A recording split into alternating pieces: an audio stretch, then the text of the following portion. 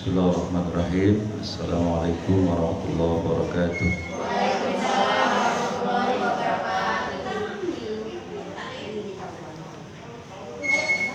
Alhamdulillahi hadana li hada wa ma kunna linahtadiya laula an hadana Allah. Asyhadu an la ilaha illallah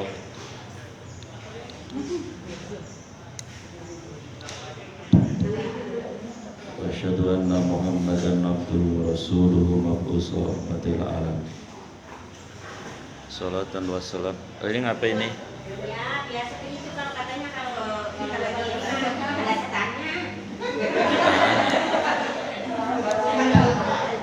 Dialuin aja. Setannya dengan rengginang gitu. Iya.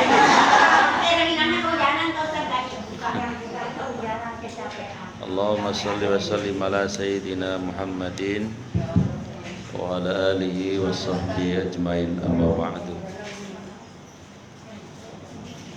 Habis kayaknya baterainya kali ya. Ya, begitu orang digangguin kata saya saya digangguin.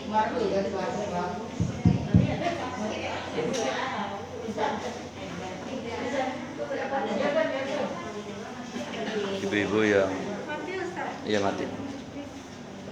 Ada yang cakep.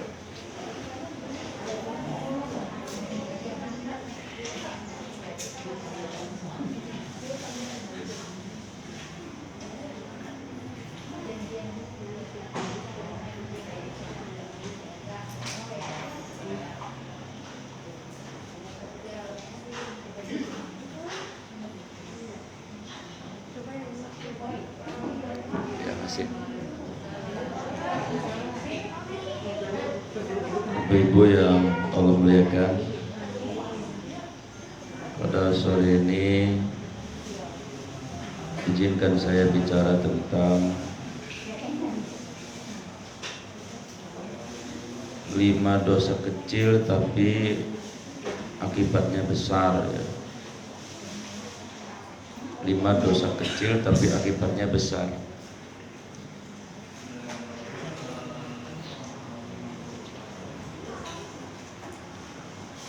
Nanti ada tanya jawab ya. Hanya apa kayak asal jangan nanya beras kilo berapa gitu. Saya gak jual. Yang pertama, dosa yang dianggap kecil tapi berakibat besar adalah manna. Bahasa Cisauknya mengungkit-ungkit pemberian. Mengungkit-ungkit pemberian.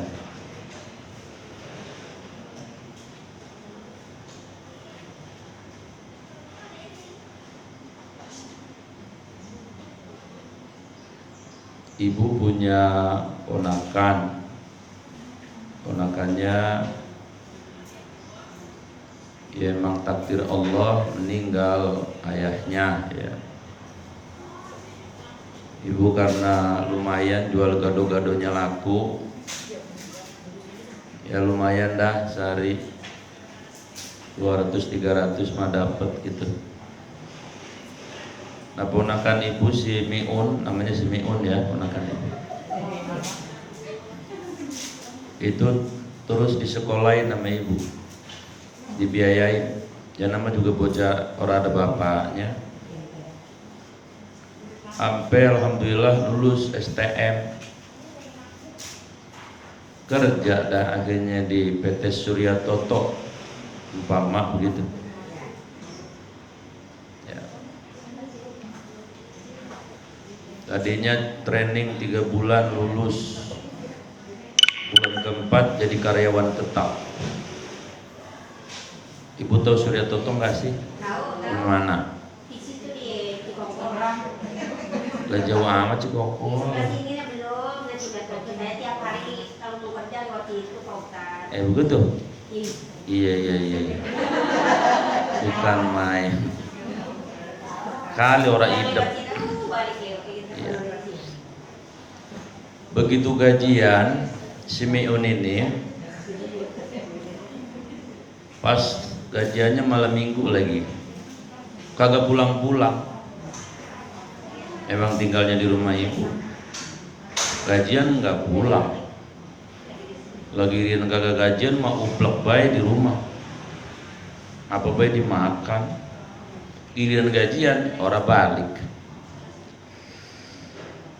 Akhirnya begitu si Miun pulang, ibu negor, tong lu ngapa orang pulang malam-malam?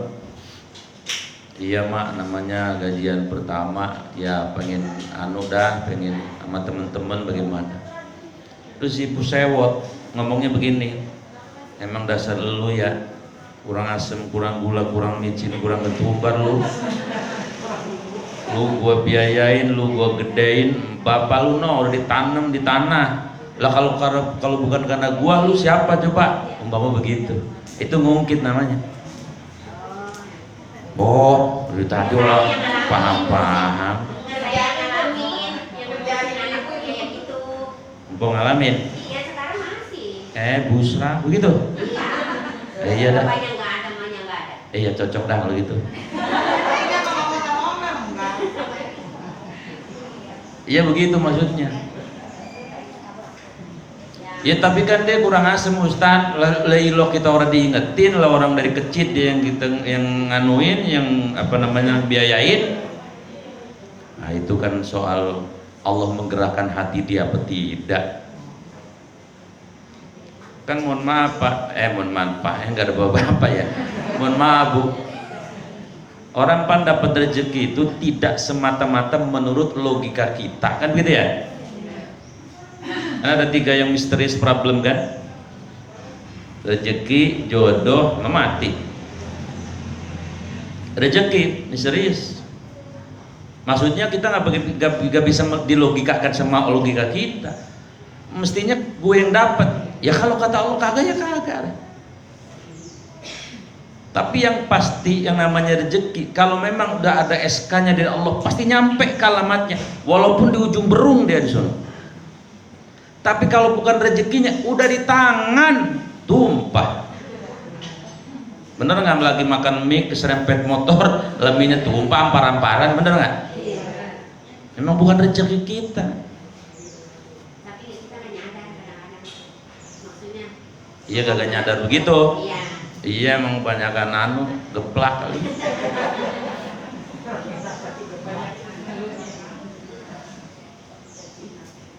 Jadi rezeki itu, saya pernah begini.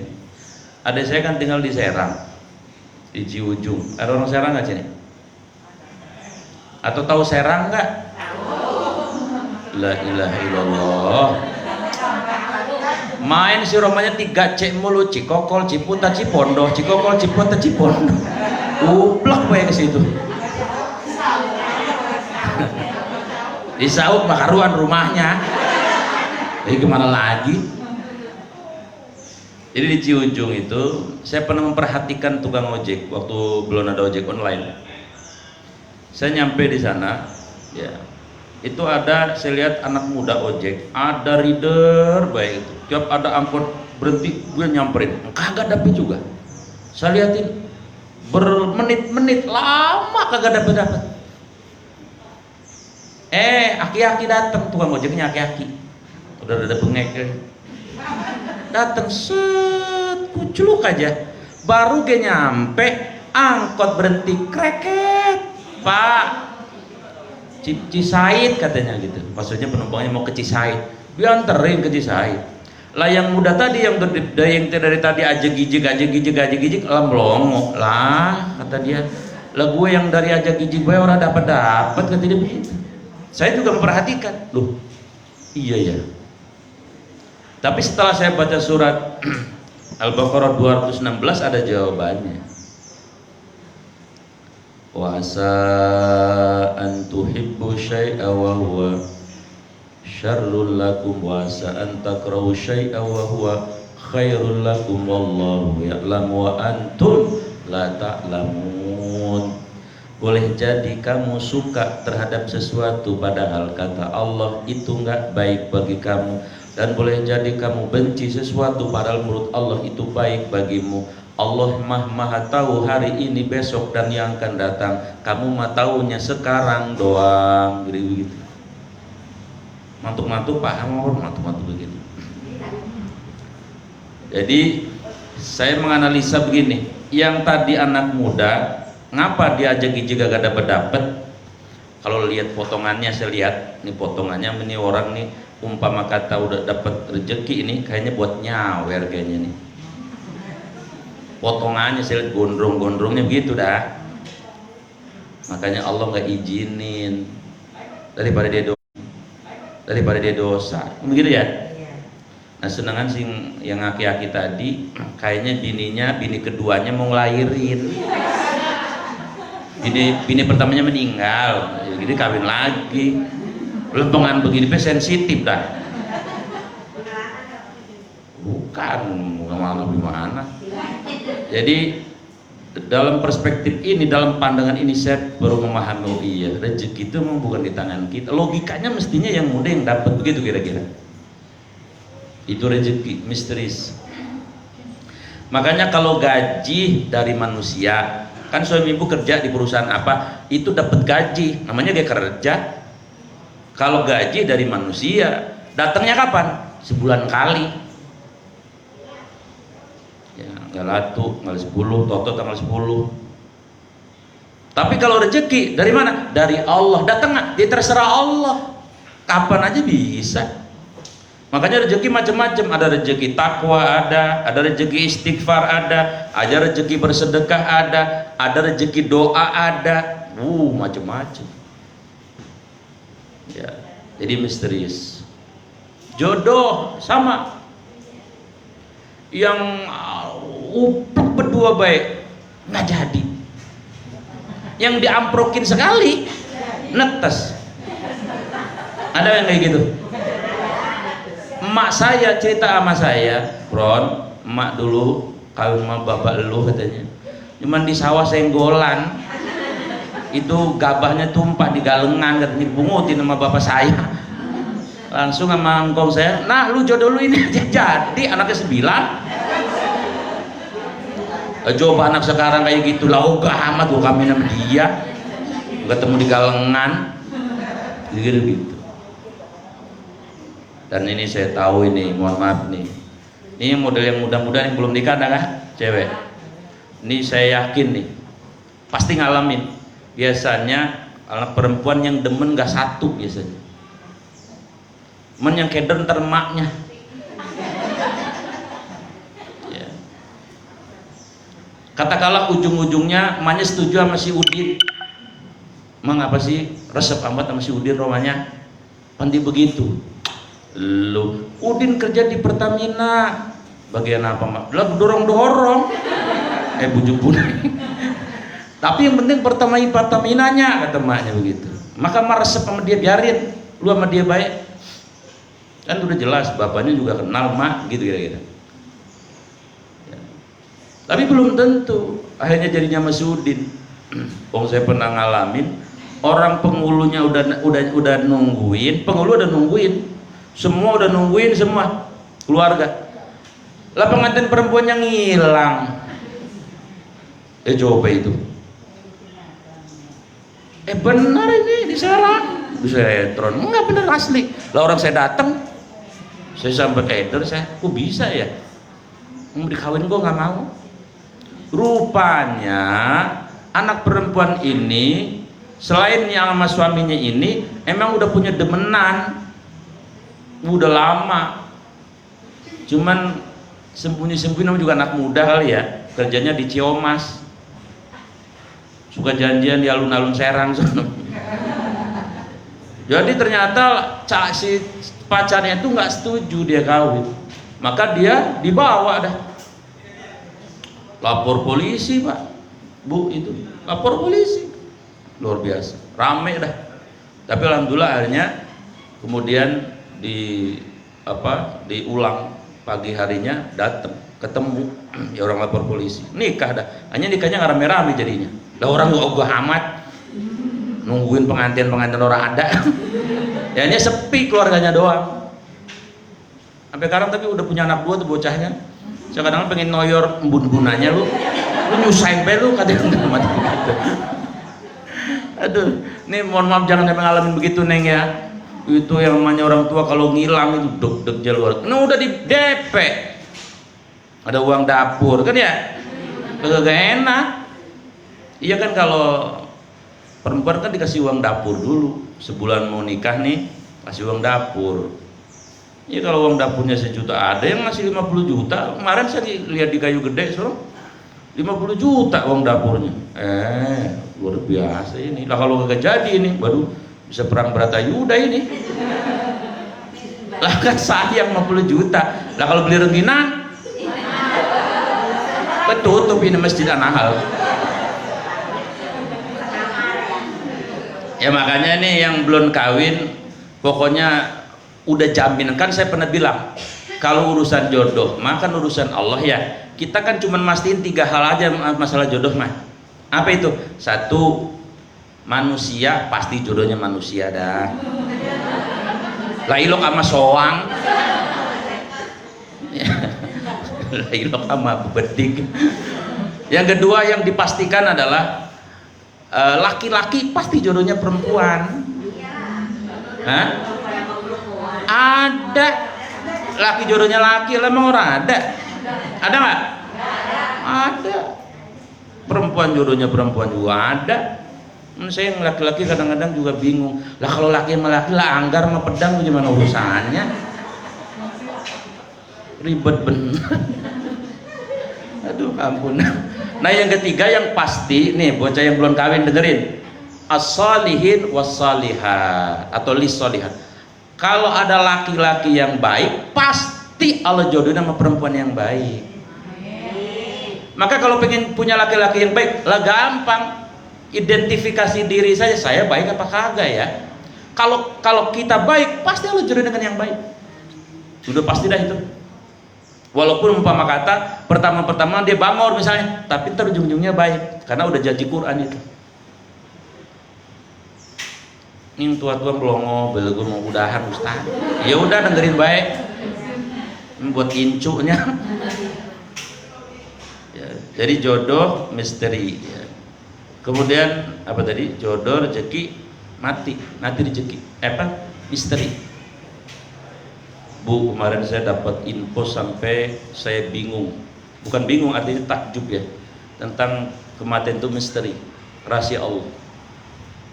Pertama, waktu lapas kota Tangerang kelas 1, pernah lihat nggak di TV? Jangan-jangan TV-nya nggak ada akinya lagi nih.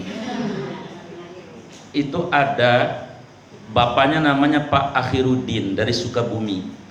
Anaknya Slamet Wijianto ditahan di lapas Tangerang kelas 1. Nah Pak Akhiruddin ini datang tujuannya mau jemput, mau nengokin karena 3 bulan lagi dia kan udah ditahan 5 tahun nih. Nanti Januari 2002 bakal pulang. Begitu ke lapas, Masya Allah, apa yang terjadi? Dia termasuk 1 dari 41 yang kebakar. Lah kan nggak ada yang nyangka. Lah bapaknya emang mau nengokin, 3 bulan lagi mau pulang, malah pulang selamanya. Duh, selamat lu, nggak selamat lu. 1 itu. Yang kedua, ya, tiba-tiba saya dapat WA, telah wafat Ketua Komisi Fatwa Majelis Ulama Indonesia Kota Tangerang Selatan, Kiai Haji Nasuh Abu Bakar MA. Teman saya bener, teman satu organisasi. Apa beritanya? Maghrib masih ngajar, jam 1 wafat. Gak ada yang nyangka, orang masih muda seumuran saya. Lah saya kan belum aki-aki bener kan belum? Awas lu tonjok mau bilang aki-aki. Ya masih muda, belum 60. Anak buah Gus Dur. Berikutnya saya dapat WA lagi, telah meninggal dunia Ketua Majelis Pertimbangan MUI Kota Tangerang. Tadinya Ketua MUI, itu juga adiknya teman saya kenal bener, Kiai Haji siapa namanya, Junaidi Nawawi, Kota Tangerang. Ibu ngerti sih Tangerang jadi berapa sekarang? Tangerang jadi berapa sekarang? Mana aja? Iya, ini maksudnya apa ini? kali orang hidup. Ya, ini kota Tangerang. Meninggalnya lagi ngapain? Lagi rapat. Tiba-tiba aja dia pegang dadanya, langsung dibawa meninggal. Luar biasa. Terus yang ketiga, saya punya bendahara yayasan di Melati Mas nih, namanya Pak Haji Faisal. Kagak ada yang nyangka sama sekali. Dia juga wafat. 2 hari yang lalu Ustadz Salbani, lah teman saya muda, dulu sampai saya tadabur tahun 92 ya, 30 tahun yang lalu tadabur di Sukabumi bareng sama dia, masih sama-sama bujangan. Tiba-tiba dia wafat, dan katanya juga ini tidak ada penyebab apa-apa, wafat dia. Luar biasa. Kagak ada yang nyangka sama sekali. Lah bininya, lah anaknya, yang mertuanya, ya tangganya, lah temannya, kagak ada yang nyangka. Ya, itulah yang disebut dengan kematian. Sebaliknya, ada seorang pemuda di zaman Nabi Ibrahim, katakanlah namanya Mi'an ya. Udin kan tadi udah, Mi'un udah ya. Ini gampang aja gitu, Mi'an. Nabi Ibrahim kedatangan Mi'an, malaikat Israel. Nabi Israel nanya, Ibrahim, lah baik, itu siapa? Itu murid saya. Mau ngapain dia? Dia mau minta saya nemenin apa? Tadi mau nikah ntar malam. Bukan ntar besok pagi mau nikah. Apa kata malaikat Israel? Dia udah akrab ya. Kepada Nabi Ibrahim dia bilang, kapiran dah. Emang apa? Dia nggak bakal sampai besok umurnya. Lah emang apa? Saya mau cabut ya, nanti menjelang pagi, kira-kira jam 4. Nyawanya mau saya cabut. Ini ada catatannya, nih catatannya nih. Tuh daftarnya ada. Mi'an jam 4 cabut nyawanya. Ada kan? Iya ya. Waduh. Kata Nabi Ibrahim. Jadi saya kudu ngomong dong sama dia. Lah orang dia mau kawin besok. Apa kata malaikat Jibril? Ya terserah ente gurunya. Lah ngomong aja sama dia. Lalu kemudian Nabi Ibrahim karena juga banyak urusan yang lain, kagak sempet dia ngomong sama Bang Mi'an. Apa yang terjadi? Lah besoknya mau nggak mau Nabi Ibrahim datang sebagai gurunya, lah muridnya nikah, udah datang akhirnya apa yang terjadi? Nikah. Begitu nikah, akhirnya mungkin Pak Nabi Ibrahim juga sibuk ya, nggak ketemu malaikat Jibril lagi, berhari, berminggu, bertahun terus berganti. Sampai umur 70 tahun tuh orang si Mi'an hidup. Kalau Nabi Ibrahim kan umurnya 200 tahun 200 tahun lebih dah ya. Akhirnya ketemu lagi, malaikat Israelnya datang ketika Nabi Ibrahim sudah cukup tua. Kata Nabi Ibrahim, ente bagaimana sih Roman-romannya ente goroh ya. Kata Nabi Ibrahim, goroh ngapa? Lilok malaikat goroh sih. Lah kan ente bilang katanya di murid saya si Mi'an mau dicabut nyawanya. Lah terus, lah udah sampai 70 tahun tapi hidup, bagaimana ini? Oh, itu si Mi'an ya, dicari dikebet-kebet. Oh iya si Mi'an ini, iya.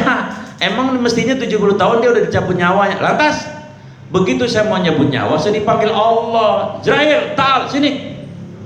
Kata Allah, jangan cabut nyawa dia. Kenapa wahai Allah?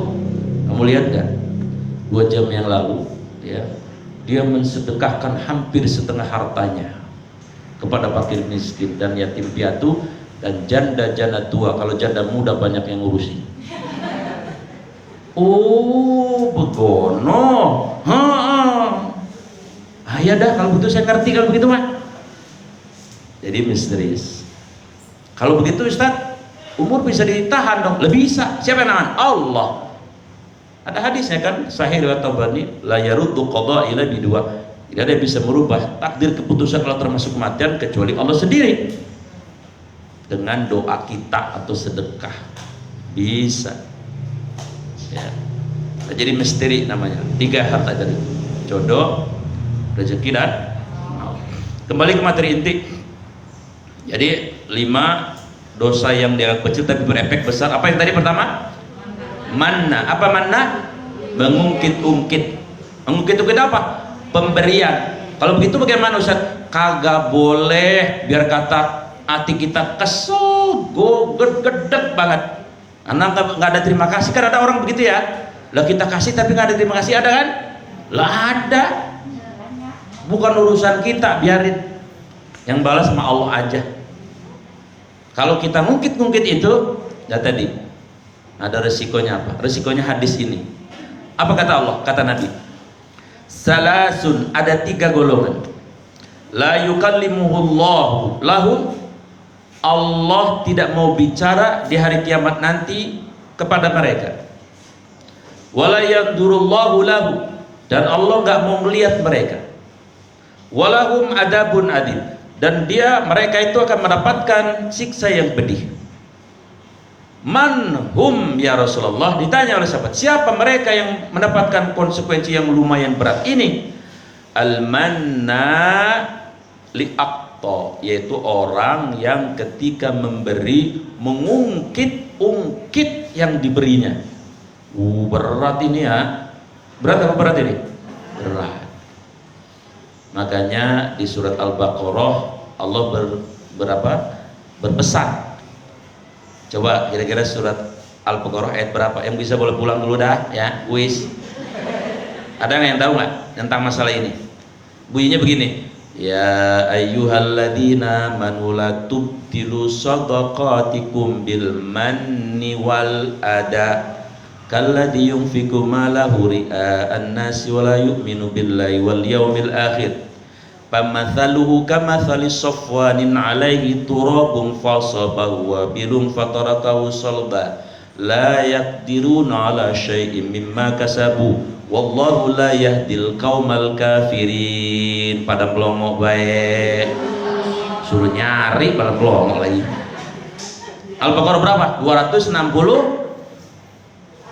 Coba yang bawa Quran 264 apa 63? Nah, kuotanya habis. Yang jeban sih belinya. 260 berapa? Cakep. Ya, ya. Ayo pulang Neng, udah sana, udah. Ya ayyuhalladzina amanu, wahai orang-orang yang beriman, la tubtilu shadaqatikum, jangan batalkan sedekah-sedekah kalian bil manni, dengan mengungkit-ungkit, wal ada, dan sikap yang menyakitkan yang diberi. Ngasih mengasih tapi manyunnya kayak gerbong kereta Cisau. Jadi nggak boleh ya. Mulai sekarang saya yakinkan ini orang baik semua, dermawan semua. Jadi kalau ngasih sudah seperti, mohon maaf, kalau kita bangun tidur tuh kira-kira jam 5:30 sampai jam 7 ya. Ngapain kalau bangun tidur jam 5:30 sampai jam 7 ngapain? Belakang. Emang ada yang inget-inget? Kalau udah hilang, coba inget-inget sono. Kira-kira seperti itu ya. Satu itu. Yang kedua, dosa yang dianggap sepele tapi resikonya besar adalah namamun.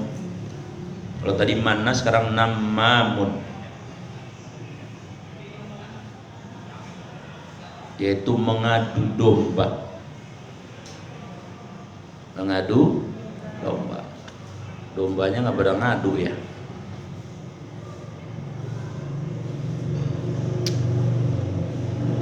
Si A datang ke si C. Si A sedang musuhan ya sama si A. Si C lagi musuhan sama si B. Si A datang ke si C.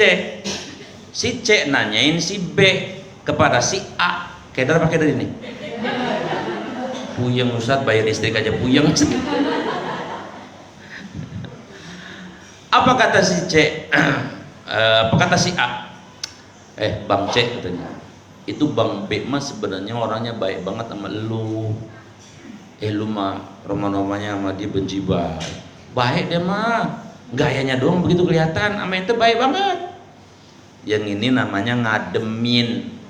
emang disuruh begitu.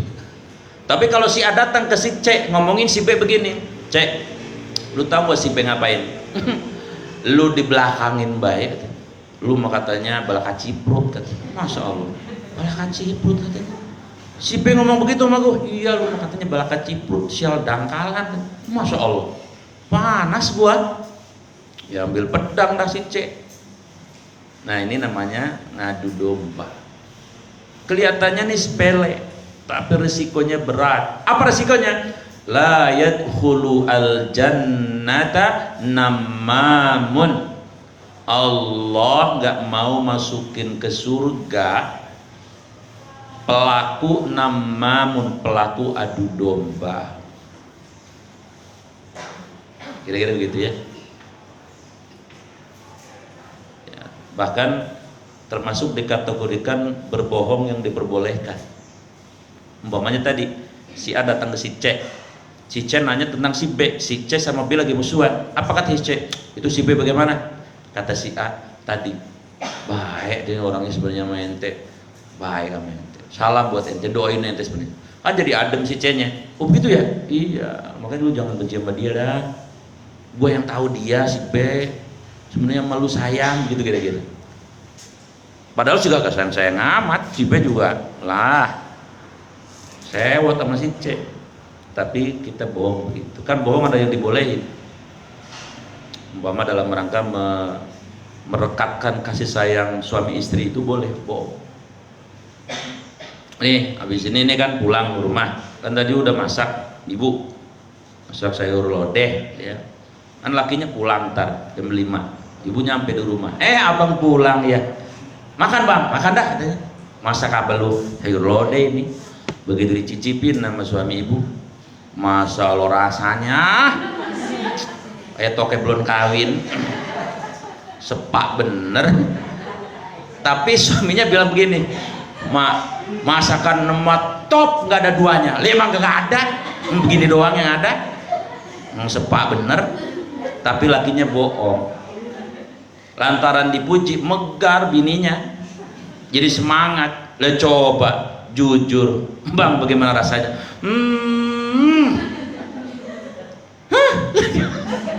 Langsung mengkeret itu bininya. Aduh, lemes. Lah perempuan makan gampang gembira, gampang sedih. Dipuji megar langsung, ngaca 5 kali balik sampai rengat. Tapi kalau dikritik apalagi tajam, nyungsep tuh. Dicongkelin susah kalau tidur. Tawa kayak ngerti baik. Ya menjep ngadep ulon. Lah kan susah dicongkelin. Dicongkelin semuanya. Tapi ini suka ada kejadian kan kayak gitu ya. Makanya boleh bohong untuk suami istri kalau tujuannya untuk kebaikan. Sama kayak begini misalnya. Laki ibu nanya sama ibu, begitu mau berangkat kerja, ngacak dulu, mah, abang masih muda kelihatannya, padahal udah kaki banget, udah doyong, udah kampleng, tapi ibu bilang Arjuna, padahal mah kampleng banget udah. Ya kan lakinya kan jadi seger ya, jadi semangat. Wah, udah kayak Hansi baru dilantik dah. Orang dipuji bininya.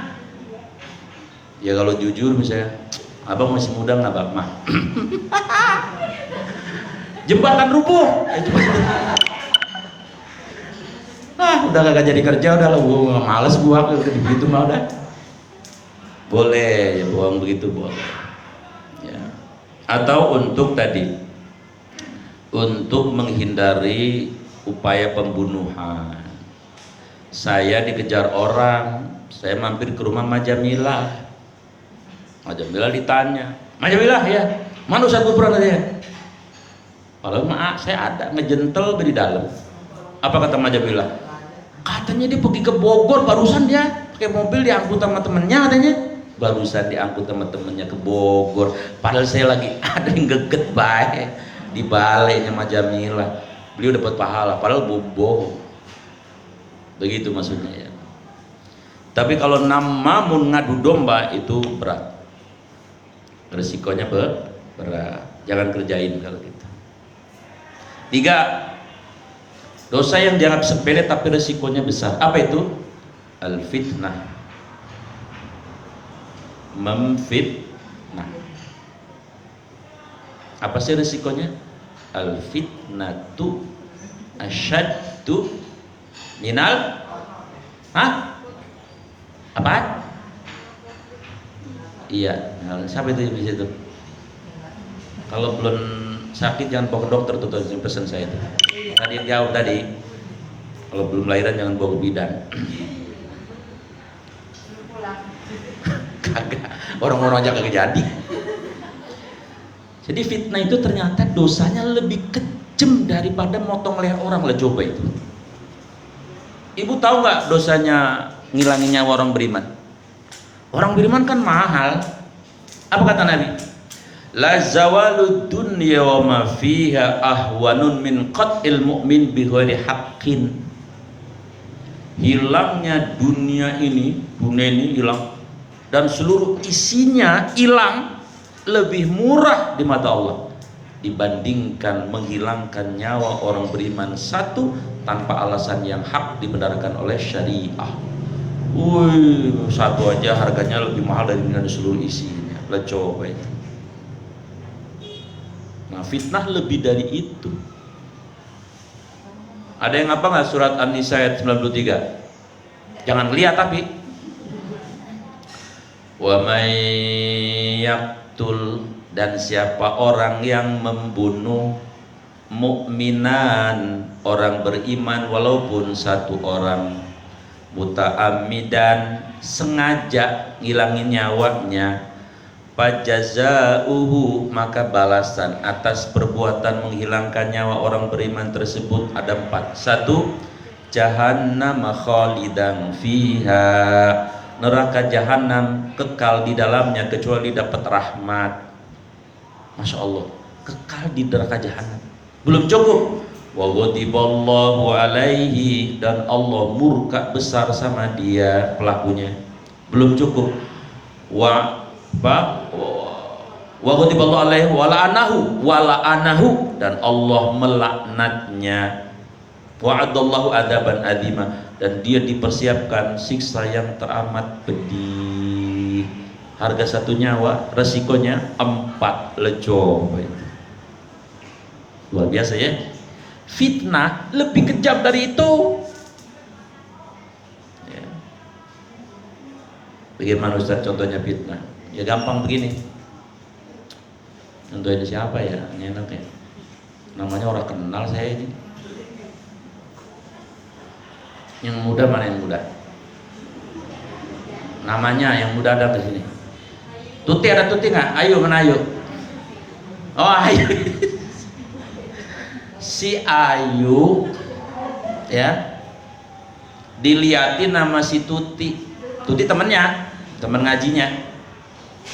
Si Ayu boncengan sama laki. Udah boncengan, rupanya dia nginep di rumah mancingnya. Si Tuti cerita selebar jalan. Ayu, ternyata Ayu. Emang apa Tut? Ayu pokoknya boncengan sama laki. Ya. Nampilan doang, Masya Allah. Ceritain manggut-manggut lagi. Oh itu ya, iya kali ya. Iya kali ya. Akhirnya martabat marwah si Ayu ini jatuh difitnah sama si Tuti. Si Ayunya nginep rumah mancingnya seminggu lagi. Lama banget sih yuk nginepnya. Hajatan kali sono. Fitnah terus makin berkembang. Sehari aja kan berkembang kan dia. Ya maklum namanya perempuan suka ngobrol kan gitu ya. Mau ditanya, "Po mau kemana?" "Mau ke pasar." Di pasar Serpong sekarang beda. Di sana ada tukang soangnya sekarang. Wah, ditanya mau kemana, jawabannya ke soang. Namanya perempuan. Tapi kalau laki kalau ditanya, "Mau kemana?" "Pasar." Udah gitu aja udah. Oh gamat gue jawab lu. Kalau laki begitu. Makanya ada penelitian kalau perempuan sehari nggak ngomong 24.000 kata, diperiksa tuh ke dokter. Ada yang konslet. Lah dia jadi perempuan diem gelenggem ayem adem kagak pernah ngomong. Lah diperiksa dulunya. Atau sebaliknya, laki ngomel mulu, cupar bener. Apa beda omongin? Itu bukan laki, bencong kayaknya dia. Oh laki makan bersahaja ngomong seperlunya bayar. Makan, ya udah begitu. Minum sudah. Jadi pakainya logika. Jadi si Ayu difitnah sama si Tuti. Si Tuti tadi dosanya lebih gede dari 4 tadi. Hati-hati ya. Mestinya ngapain mestinya si Tutinya? Mestinya supaya selamat. Lah kan punya WA-nya si Ayu. Iya enggak? Klarifikasi. Ya ayyuhalladzina amanu in ja'akum fasikum binaba'in fatabayyanu, cek and recheck. Kalau enggak dibalas di WA, ya miss call. Assalamualaikum, yuk, ya. Lu ngapa boncengan sama laki? Siapa tadi itu? Mana ganteng, gua naksir lagi. Lu naksir, nah iya. Wow, cek lagi, fitnah lagi baik. Ya. Itu adek gua baru pulang dari Bogor. Adeknya si Ayu ternyata. Cuman tinggalnya di Bogor kuliahnya. Lu naksir tuh teh, ya. Tapi gue gak terima sama lu. Lah lu hidungnya minimalis, lah di gue hidungnya mancung. Bukan pesek, minimalis, beda. Minimalis kan beda sama pesek. Jadi hati-hati ya. Kalau mau menilai satu peristiwa, minimal ada berapa alasan? 19. Maksudnya gini, mestinya si Tuti dalam hati ngomong begini.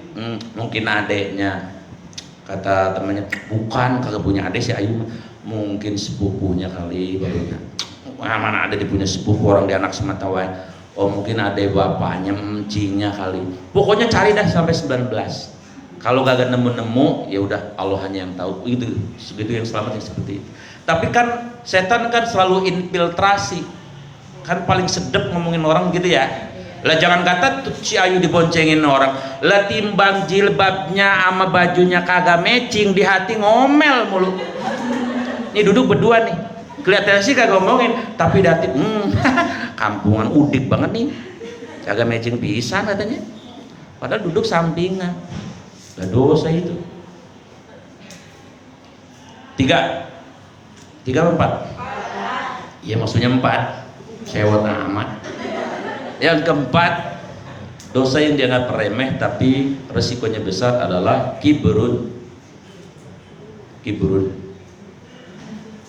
Mahwal kibr. Apa itu kibrun?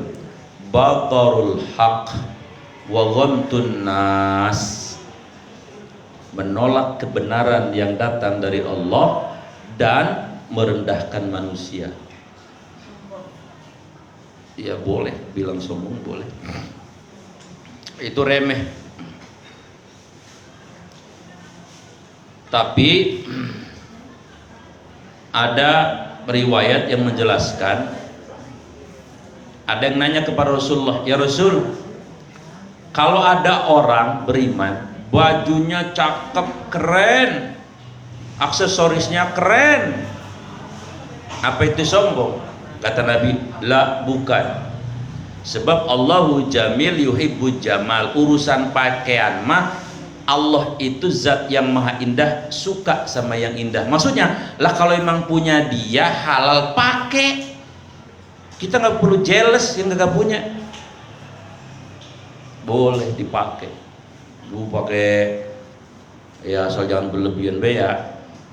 Lo kalung sampai 2 kilo dipakai, berat amat. Ya sewajarnya aja. Apanya yang mahal boleh, kalau halal memang duit kita sendiri kok. Ya urusan orang pada jealous urusan dia, boleh. Jadi kalau yang mahal-mahal itu bukan sombong, bukan, karena sombong letaknya di sini tadi, menolak kebenaran. Udah tahu itu kebenaran datang dari Allah dan Rasulnya, ditolak. Dan kalau saya perhatikan, mohon maaf nih, kalau saya perhatikan, kebanyakan wanita itu kalau urusan ibadah mah top, ngaji top, markotop, tapi satu yang paling susah, disuruh nurut sama lakinya ribet banget. Ini nggak di Cisauk, nggak di Jelupang, sama baik dah. Kecuali yang selamat. Ini dibilangin kalau adzan sholat, tapi kan lagi masak, alasan deh bisa. Coba kalau dinurut kan enak ya. Ada yang model kayak gitu? Mana orangnya? Emang lu dari sononya kali bagiannya begitu kali ya. Kalau puasa mah getol bener lah, ngaji bisa 3 kali lagi, dan disuruh ngerokin lakinya males katanya. Ngerasa tuh ada yang ngerasa mijitin be ora ogah be romanya, abong-abong anu lakinya keling. Jadi jamaah yang saya muliakan, baturul haq wa dhumnas, lalu merendahkan manusia, merendahkan orang, maksudnya merendahkan orang itu resikonya. Hadisnya sahih ya, Rasul bersabda, la yadkhulu al jannata man kana fi qalbihi mithqala dzarratin minal kibri. Allah nggak mau, bukan Allah nggak masukin, tapi Allah nggak mau dulu itu masukin orang yang di dadanya, di hatinya ada si biji sawi ngerendahin orang. Nggak mau dulu tuh sebelum sadar. Makanya mumpung belum sadar dah ya, kita gak boleh ngerendahin orang. Mentakan apa orang bisa ngerendahin orang? Biasanya karena punya kelebihan. Biasanya apa? Merasa darahnya biru, yang lain merah, yang satunya pink, darah Dracula. Kumpul kayak gini nggak level lah, gua kumpul kayak gini mau tuh ngerendahin orang, rendahin orang.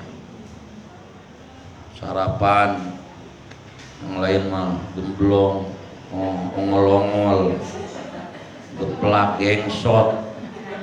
Kalau nggak roti kan gue mah, kalau nggak roti nggak masuk gue sarapan. Lagu lu sepak bener, perak nu lagunya kan genjer baik baju. Pokoknya gue mah kalau yang nggak beli di Umi Pipik Fashion nggak mau beli, nggak mau make dah. Pasar Serpong mah gua ogah, lo gatel badan gua mah gatel. Lagu lu perak, rendahin orang karena ngerasa darah biru. Atau yang kedua, merasa ilmunya lebih tinggi, rendahin. Walaupun dia hati, emang sombong mah di hati, hati-hati tuh. Ya. Atau yang ketiga, punya kedudukan. Jadi sekretaris, jadi bendahara RW, lagunya perak bener. Jangan sampai mengleng sih kalau jalan. Widih, bendahara RW mantap bener. Kalau ngebunnya utang mulu. Nah, boleh. Ya. Pokoknya semua kelebihan itu adalah ujian dari Allah. Karena yang kita punya bukan milik kita, milik Allah semuanya. Itu yang keempat. Ya. Yang terakhir, dosa yang dianggap remeh tapi risikonya besar adalah al-hasadu. Apa al-hasadu? Iri. Iri hati. Apa risikonya? Ya. Innal hasada, hadis riwayat Tirmidzi ya, kata Rasulullah, sesungguhnya iri itu ya'kulu ya al-a'mal salihah, memakan amal-amal kebaikan, kama ta'kulu an-nar al-khatabah, yaitu seperti memakannya api terhadap kayu bakar.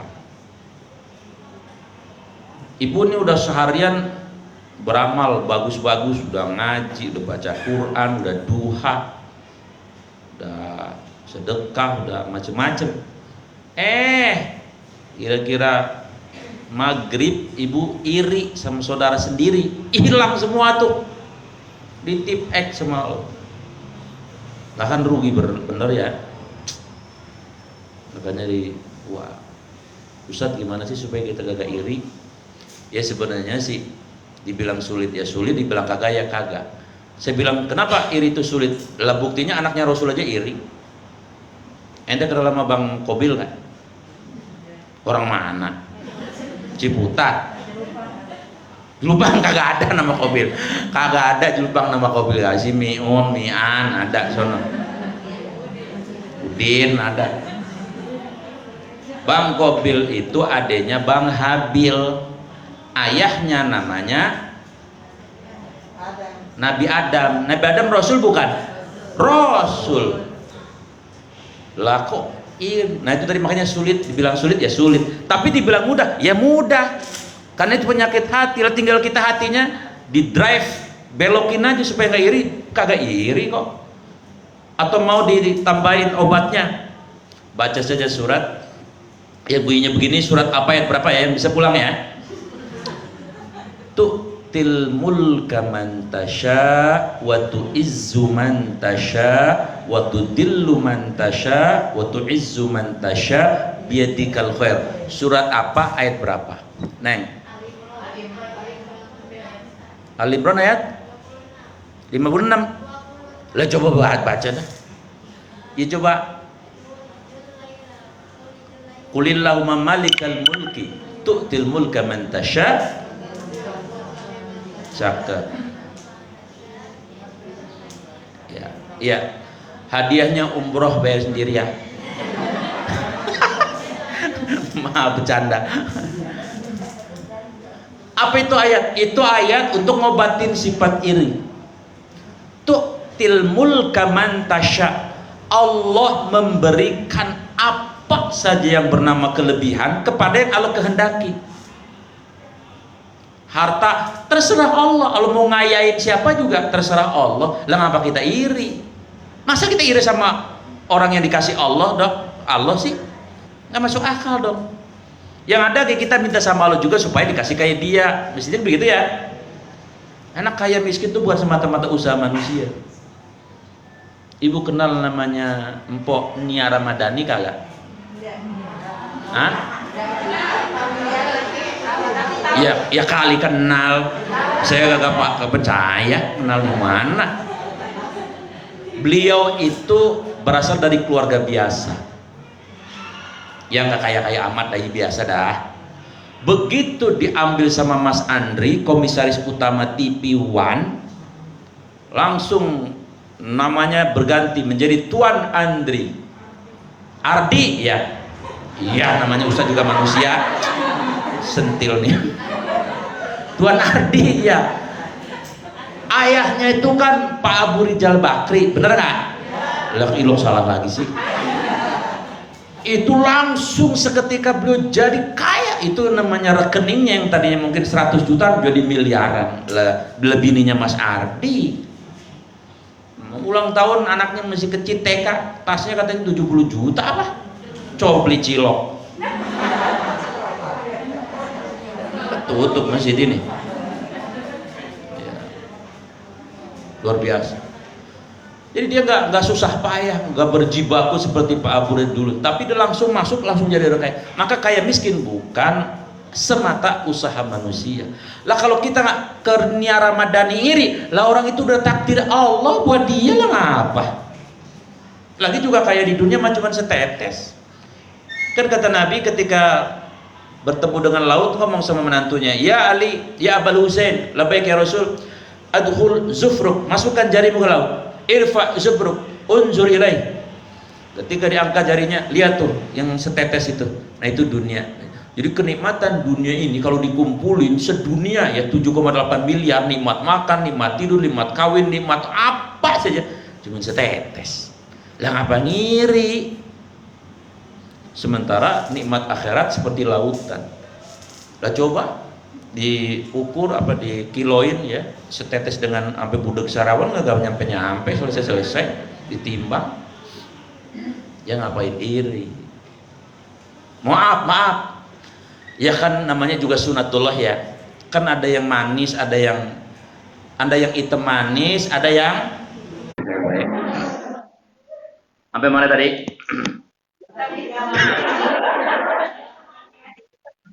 Jadi sunatullahnya Allah itu muji asyakal ya, bentuk manusia. Ada yang dikasih hitam manis, ada yang tadi manisnya hilang tinggal hitamnya. Lah kalau yang hitam doang gak ada manis, yang ngiri sama yang hitam manis, lah ngiri sama Allah dong, sama aja begitu. Lah ilo kita ngiri sama apa yang sudah Allah kasih. Ya. Toh tadi ketika sudah selesai di dunia, mohon maaf, jadi tanah, nanti di surga ibu semua nggak ada tuh yang hitam manis, kemudian yang hitam keling nggak ada, semua bakal jadi ratu kecantik, Miss Universe di surga semuanya. Jadi nggak apa-apa, ibu kalau madanin nama artis yang di TV malah jauh dah, dempulnya beda, nggak apa-apa. Tadi ibu kalau udah di akhirat itu jadi Miss Universe, jadi ratu kecantikan. Yang kata Ummu Salamah istrinya Nabi, kecantikan ibu nanti itu andai kata ibu ngeludah di bumi, itu terpercik lautan yang asin jadi manis seperti madu semuanya. Ntar kalau ibu udah di surga, ibu datang ke Cisauk, laki-laki mati semuanya. Saking terpesonanya sama kecantikan ibu. Nah, di dunia mah sebentar ya. Yang hitam juga sebentar, yang cakep juga bentar, yang mancung bentar, yang pesek juga bentar. Hah? Yakin mendingan pesek, kalau mancung kan boros, ambil udaranya kebanyakan. Jadi jamaah yang saya muliakan, Allah tidak apa namanya yang kelima tadi, hasad. Allah tidak mau hasad itu memakan kebaikan-kebaikan. Makanya bagaimana caranya supaya tadi obatnya tadi ya. Jadi kita nggak boleh ini karena itu semua pemberian Allah, ujian doang sebenarnya. Karena ujian itu ada yang apa? Di surat Al-Anbiya ayat 35, wa nabluukum bisyarri wal khairi. Ujian itu ada yang enak, ada yang tidak enak. Ada ujian cakep, ujian nggak cakep, ada ujian pinter, ada ujian rada-rada kagak pinter, blow on dah kira-kira ya. Ada yang kuning kulitnya, ada yang ujiannya rada hitam. Semua itu ujian. Semuanya namanya dunia itu ujian semuanya. Ya. Maka semua sudah merupakan iradah Allah. Maka jangan pernah kita iri. Ya. Maka bagaimana kalau kita ketemu orang yang punya kelebihan? Allahnya yang dipuji. Subhanallah. Lu hidungnya mancung amat sih ya. Lebagi ngapa 2 cm sih? Ucapkan saja subhanallah. Kalau ada yang diberi kelebihan, alhamdulillah. Tetangganya punya mobil, alhamdulillah. Tetangganya lakinya artis, alhamdulillah. Tetangganya gado-gadonya laris, alhamdulillah. Tetangganya nasi uduknya laris, alhamdulillah. Gitu. Nanti kita minta sama Allah, ya Allah, saya juga pengen dong bikin nasi uduk kayak dia. Boleh, asal jangan diomongin. Gue tadi doa minta nasi uduknya kayak lu lah, amat. Lantur nyanyiin buah lu kan. Jangan diomongin. Nama Allah lapor dah. Ibu maunya bagaimana? Allah kan dengar. Nahnu aqrabu ilaihi min hablil warid di surat Qaf ya. Dekatnya Allah sama ibu itu lebih dekat dari urat leher kita. Begono kira-kira. Mudah-mudahan 5 ini kita bisa pahami ya. Jangan anggap sepele ya. Apa yang pertama tadi? Hah? Mana? Apa mana artinya? Yang kedua? Iya, yang ketiga? Fitnah. Yang keempat? Yang kelima? Yang keenam? Udahan. Ada yang nanya nggak di luar tema ini atau apalah? Satu orang aja. Iya, no. Apa nih?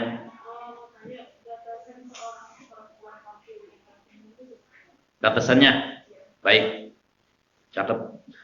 Batasannya adalah latahtalita, tidak berikhtilat. Kecuali ustadz, guru, dosen, emang lakinya cuma 1 doang. Kalau perempuannya 20, lakinya 20 itu ikhtilat namanya, nggak boleh. Walaupun qasidahannya nggak boleh. Begitu ya. Tapi kalau tampil di hadapan sesama wanita, ya tidak masalah, bisa menutup aurat. Itu. Yang dimaksud Neng apa? Ya. Kalau dia berpenampilan dia secara syar'i, dia betul-betul menjaga. Pertama tidak ikhtilat dengan lawan, dengan teman sepekerjanya. Kemudian yang kedua tadi berpenampilan tidak dibuat-buat, bicaranya pun tidak dibuat-buat dan sebagainya. Dan memang ada kemaslahatan yang memang tidak ada kecuali dia yang harus tampil menyampaikan, boleh. Tapi memang ada pendapat yang rigid itu yang ketat sekali, bahwa nggak boleh. Ya memang ini ikhtilaf. Ikhtilaf itu perbedaan. Beda dengan ikhtilat tadi percampuran. Ini ikhtilaf. Kalau saya lebih cenderung wanita boleh tampil di muka publik dengan syarat-syarat tadi. Auratnya secara syar'i, ngomongnya tidak dibikin-bikin, dengan teman kerjanya juga tidak ikhtilat, ya, ada kemaslahatan, saya kira tidak masalah. Tapi memang nyari yang kayak gitu susah di TV kita. Saya lihat, ya Allah, kalau lihat TV itu ya, yang pembawa acaranya, presenternya, waduh, lah baju belum jadi udah dipakai baik. Ya, jangan kata yang udahlah saya aki-aki aja kadang-kadang bagaimana gitu ya. Nah, itu nggak boleh. Yang itu nggak boleh. TikTok, apalagi TikTok. Itu TikToknya itu dosa-dosa jariah ya. Mohon maaf, Ibu upload TikTok, mohon maaf yang mengundang syahwat. Selama belum dihapus, umpama ada 1 juta laki-laki yang lihat, Ibu dosanya 1 juta tuh. Parah nggak tuh? Parah. Tapi Ibu upload sesuatu yang bermanfaat di media sosial, yang lihat 2 juta, Ibu dapat pahala 2 juta. Misalnya sunnah wudhu misalnya, diupload di YouTube atau di Facebook, yang baca 2 juta, Ibu dapat pahala 2 juta. Aja saya aktif di Facebook tiap hari hampir, yang mudah-mudahan ada yang baca. Karena yang baca kita dapat pahalanya. Gitu ya, Nen? Ya. Terutama nih, mohon maaf nih, kalau ada anak kita, anak perempuan, tolong jagain, jangan sampai cita-citanya jadi artis penyanyi dangdut, tolong ya. Aduh, ampun. Nah, disawer, parah dah. Iya lah, otomatis lah goyang lah, kalau kagak disawer nggak mau goyang. Tolong itu jangan sampai terjadi. Segera demikian, mari kita tutup dengan doa. Bismillahirrahmanirrahim. Alhamdulillahirabbil alamin. Allahumma shalli ala sayyidina Muhammad wa ala alihi washabihi ajmain. Allahumma ya Allah tawil umurana, panjangkan umur kami ya Allah. Panjangkan ibu kami ya Allah, bapak kami, anak kami, cucu kami, abang kami, adik kami, saudara kami. Wasohi ajzadana, sehatkan kami ya Allah, lahir dan batin. Wanawir qulubana, sinari hati kami dengan ayat-ayat-Mu ya Allah. Wasabit imanana, kokohkan tauhid iman akidah kami ya Allah. Wasi arzaqana, luaskan rezeki kami ya Allah, rezeki yang berkah. Wa ahsin a'malana, perbaikilah amal-amal kami. Wa ilal khairi qarribna, dan atas kebaikan dekatkan kami. Wa anisyarri abidna, dan atas keburukan jauhkan kami. Wa hawa ijana, kabulkan hajat-hajat kami ya Allah, hajat dunia dan hajat akhirat. Rabbana wa rabbani atina, karuniakan kepada kami di dunia hasanah, hidup di dunia yang hasanah, yang dekat dengan Engkau ya Allah. Wa fil akhirati hasanah, kehidupan akhirat yang hasanah, tidak lain adalah surga. Wa qina adzabannar, jauhkan kami ya Allah, jauhkan ya Allah, hindarkan ibu kami, anak kami, cucu kami, adik kakak kami, saudara kami ya Allah, dari terpercik api neraka yang tidak sanggup panasnya kami pikul. Wassallallahu ala sayyidina Muhammadin wa ala alihi washabbihi ajmain. Subhana rabbika rabbil izzati amma yasifun. Wassalamu ala mursalin walhamdulillahi rabbil alamin. Kafaratul majlis. Subhanaka Allahumma wa bihamdika, asyhadu an la ilaha illa anta, astaghfiruka wa atubu ilaik. Assalamualaikum warahmatullahi wabarakatuh.